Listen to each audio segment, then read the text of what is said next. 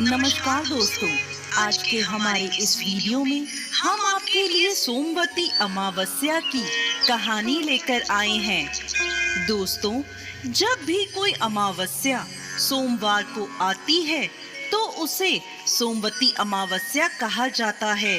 हिंदू धर्म में इस व्रत का बहुत महत्व है। सोमवती अमावस्या की व्रत कथा के अनुसार एक साहूकार के 7 बेटे और एक बेटी थी। साहूकार के 7 बेटों का विवाह हो चुका था। उनके घर रोजाना सवेरे सवेरे एक ब्राह्मण भिक्षा मांगने आते थे। जब भी साहूकार की कोई बहू या सेठानी उसे भिक्षा देती तो वह उन्हें आशीर्वाद देते और कहते, अपने पति के कंधे राज करो। लेकिन जब भी साहूकार की बेटी भिक्षा देती तो वह ब्राह्मण आशीर्वाद में कहते, अपने भाई भौजाई के कंधे राज करो। साहूकार की बेटी को ये बात बहुत बुरी लगती थी। एक दिन उसने अपनी माँ से कहा, माँ, ये पंडित जी जब भी भाभियाँ या आप भिक्षा देते हो तो आशीर्वाद में कहते हैं, अपने पति के कंधे राज करो, लेकिन जब भी मैं इन्हें भिक्षा देती हूँ तो ये मुझे कहते हैं, अपने भाई भौजाई के कंधे राज करो। तो उसकी माँ ने कहा, तू कल भिक्षा देने जाना, जब वो तुझे आशीर्वाद देंगे तो मैं उनसे इसके पीछे का कारण पूछूंगी। अगले दिन ब्राह्मण जब भिक्षा लेने आए तो माँ वहाँ आ गई और ब्राह्मण से कहने लगी, आप इसे ऐसा आशीर्वाद क्यों दे रहे हो? तब ब्राह्मण ने कहा, क्योंकि इसकी किस्मत में सुहाग नहीं है। तब सेठानी ने ब्राह्मण से इसका कोई उपाय पूछा। तब वह ब्राह्मण बोले, यदि सोबा धोबन इसकी शादी में आकर आशीर्वाद दे तो इसका पति बच सकता है।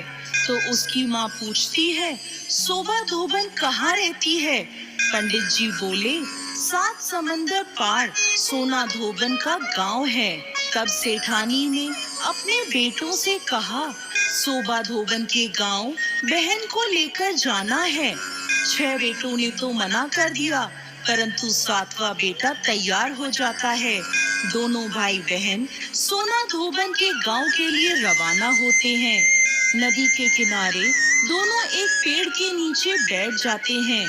उसी समय पेड़ के नीचे से एक सांप निकलता है और पेड़ के ऊपर चढ़ने लगता है।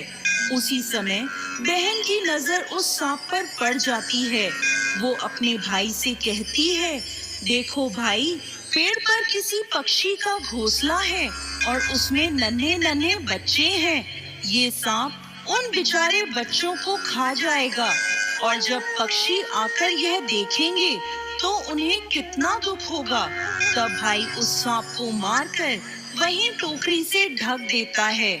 शाम को एक हंस और हंसनी का जोड़ा उस तरफ आता है तो अपने घोंसले के आसपास और पेड़ पर खून देखकर वो डर जाते हैं। उन्हें लगता है कि उन दोनों भाई बहन ने उनके बच्चों को मार दिया। तो वह वहां आते ही उन दोनों को चोंच मारने लगते हैं। तभी बहन टोकरी उठाकर उसके नीचे पड़ा सांप दिखाती है और कहती है, हमने तुम्हारे बच्चों को इस सांप से बचाया है और ये खून इस सांप का है। तब हंस और हंसनी बहुत खुश होते हैं और उन दोनों को अपनी पीठ पर बिठाकर समुद्र पार सोबा धोबन के गांव में छोड़ आते हैं। सोना धोबन का भी बहुत बड़ा परिवार था, जिसमें उसके बेटे और बहुएं सब साथ साथ रहते थे। साहूकार का बेटा और बेटी भी उस गांव में ही घर लेकर रहने लगे। रोजाना रात को साहूकार की बेटी सोना धोबन के घर जाती और खाना पानी, साफ सफाई, घर के सभी काम करके सुबह होने से पहले अपने घर वापस लौट आती थी।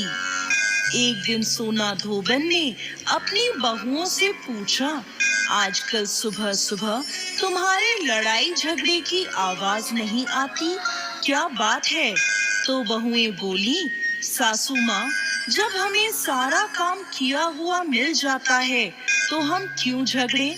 तो सोना धोबन ने पूछा, अच्छा, कौन करता है सारा काम। तो बहुएं बोली, आप नहीं करती, हमें तो लगा हमारे उठने से पहले ही आप घर का सारा काम कर देती।